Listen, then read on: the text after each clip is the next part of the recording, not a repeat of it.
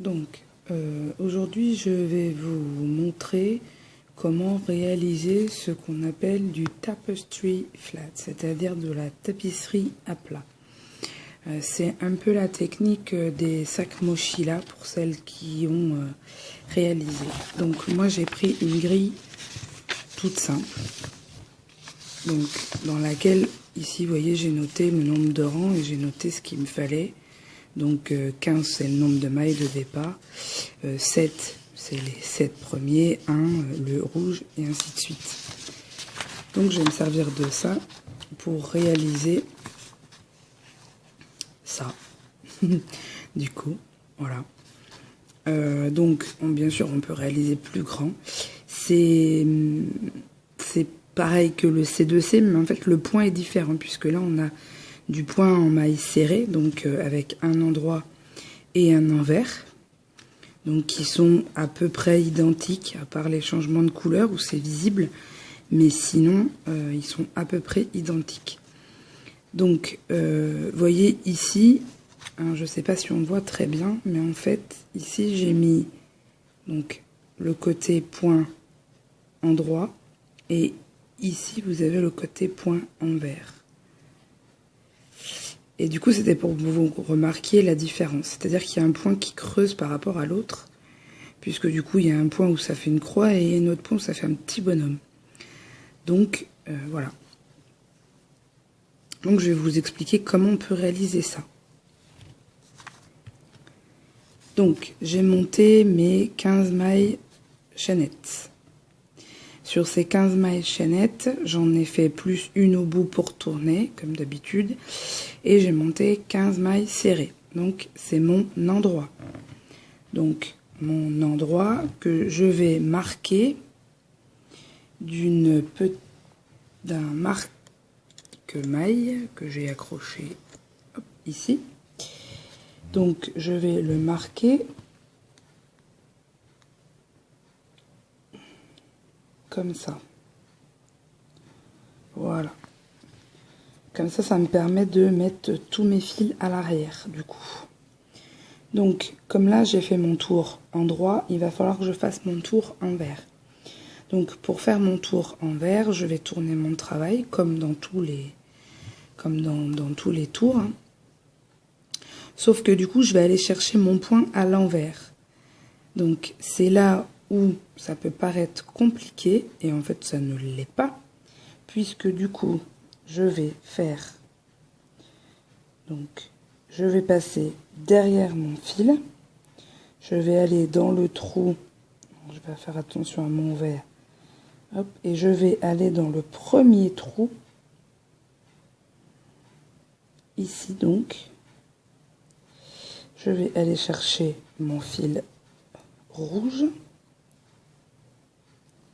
je vais le passer au travers et je vais le faire pivoter, voilà, comme ceci, et je vais repasser à travers. Alors c'est pas toujours facile, mais normalement ça se passe plutôt bien.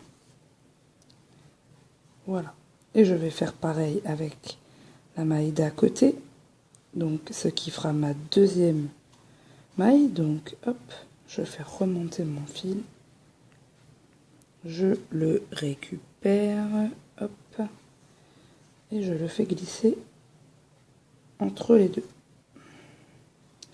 Je fais ça une troisième fois, voilà, tac, je le fais glisser et je vais le glisser entre les deux.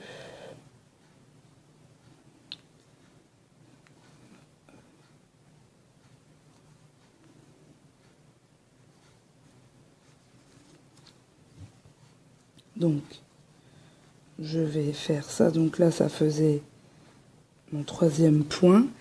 Et il faut que j'en réalise donc 7. Donc 1, 2, 3. Donc 4.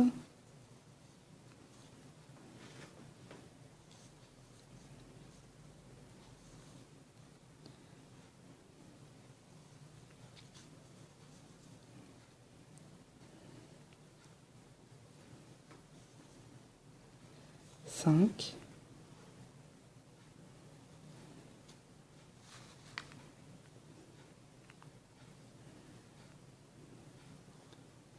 6. Et du coup, le 7e, donc je fais toujours le même principe, sauf que je m'arrête ici. Je vais faire tourner mes 2 fils, vous voyez, je vais les tourner pour qu'ils se croisent, pour que l'un arrête l'autre. Je pose le rouge et du coup je prends le vert. Et je vais le passer dans les 2 boucles. Voilà. Je vais venir faire ma maille verte. Et là c'est pareil, je vais retourner mon fil et je vais prendre mon rouge.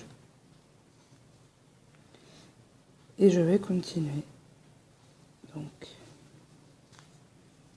toc. Ça paraît compliqué, mais en fait, une fois qu'on a compris qu'il fallait faire tourner le crochet pour faire revenir le fil devant, et bien du coup, c'est extrêmement facile. Voilà. Je vais venir, hop.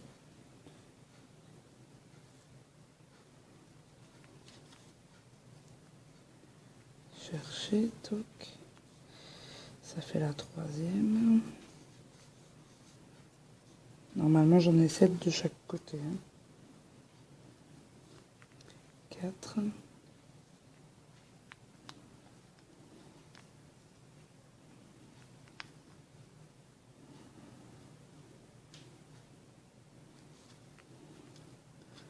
5. Donc, ça c'est la 6e.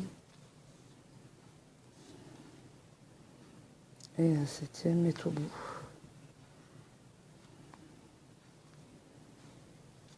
Voilà. Et ma maille en vert pour tourner. Donc du coup, je vais tourner et je vais revenir donc sur l'endroit. Donc sur l'endroit, c'est tout bête. On fait comme on fait d'habitude. Donc sur l'endroit, moi je vais regarder qu'il me faut donc 6 mailles ici, 3 et encore 6. Donc je vais venir piquer la première comme d'habitude. Donc la première, je la pique ici. Je viens chercher mon rouge et je fais ma maille, ma deuxième.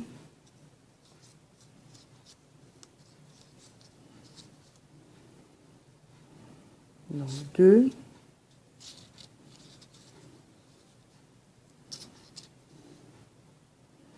3.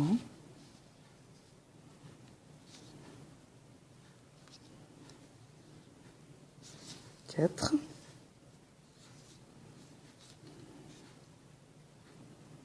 5.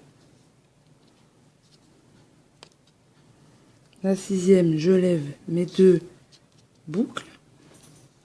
Je vais tourner mes fils. Donc, tourner mes fils. Poser mon rouge le long du travail, reprendre mon vert. Et là, je vais venir en faire 3. Donc,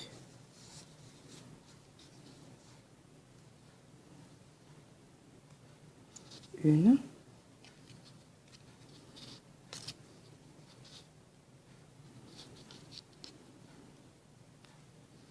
2,